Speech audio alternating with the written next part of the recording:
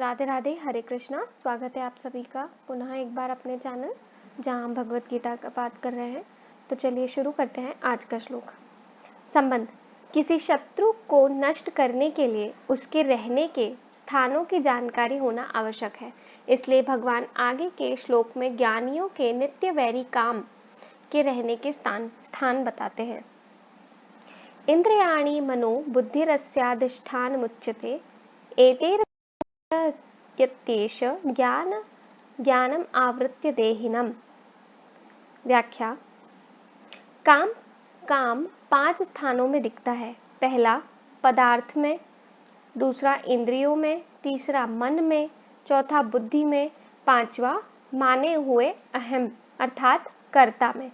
इन 5 स्थानों में दिखने पर भी काम वास्तव में माने हुए अहम में ही रहता है, परंतु उपयुक्त 5 स्थानों में दिखाई देने के कारण ही वे इस काम के वास स्थान कहे जाते हैं। समस्त क्रियाएं शरीर, इंद्रियों, मन और बुद्धि से ही होती हैं। ये चारों कर्म करने के साधन हैं। यदि इनमें काम रहता है तो वह पारमार्थिक कर्म नहीं होने देता। इसलिए कर्मयोगी निष्काम, निर्मम, अनासक्त होकर शरीर, इंद्रियां, मन और बुद्धि के द्वारा अंतःकरण की शुद्धि के लिए कर्म करता है।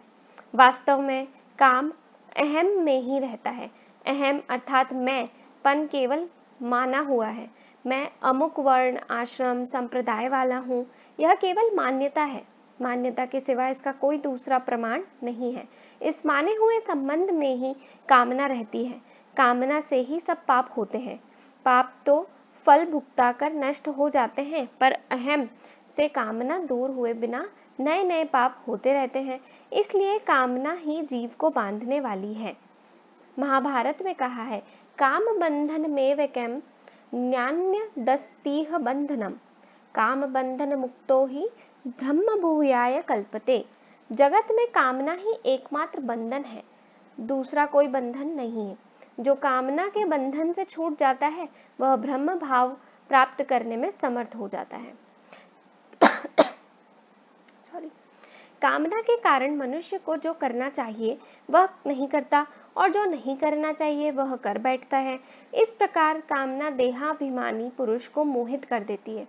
दूसरे अध्याय में भगवान ने कहा है कि कामना से क्रोध उत्पन्न होता है और क्रोध से सम्मोह उत्पन्न होता है।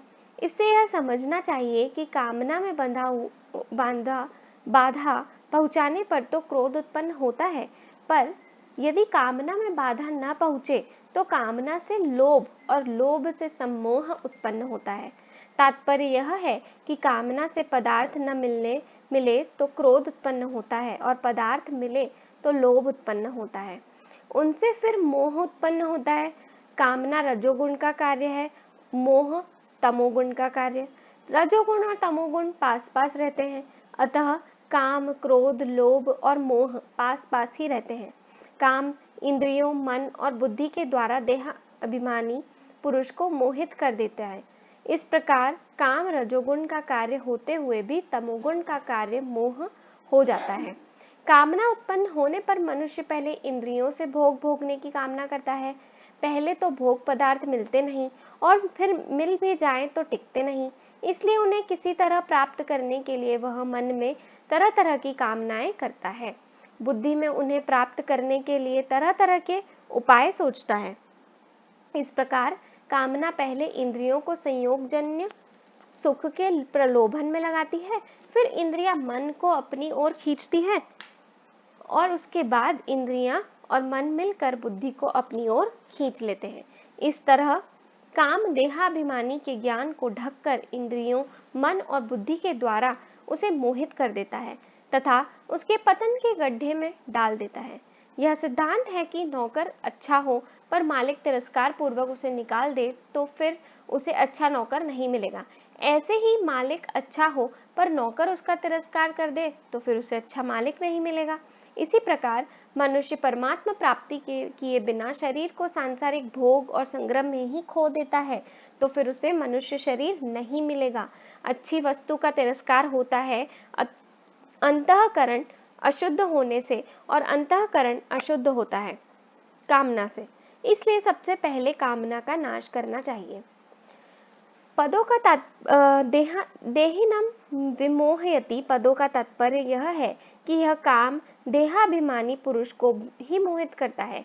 शरीर को मैं और मेरा मानने वाला ही देहाभिमानी होता है।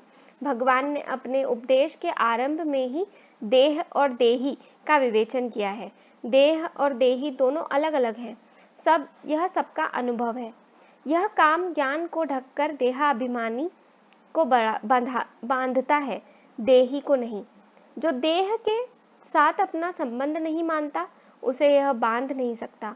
देह को मैं, मेरा और मेरे लिए मानने से ही मनुष्य उत्पत्ति विनाशशील जड़ वस्तुओं को महत्व देता है, जिससे उसमें जड़ता का राग उत्पन्न हो जाता है। राग उत्पन्न होने पर जड़ता से संबंध हो जाता है। जड़ता से संबंध होने पर ही कामना की उत्पत्ति होती है। कामना उत्पन्न होने पर जीव मोहित होकर संसार बंधन में बंध जाता है। धन्यवाद। हरे कृष्णा, राधे राधे। कल पुनः मिलेंगे।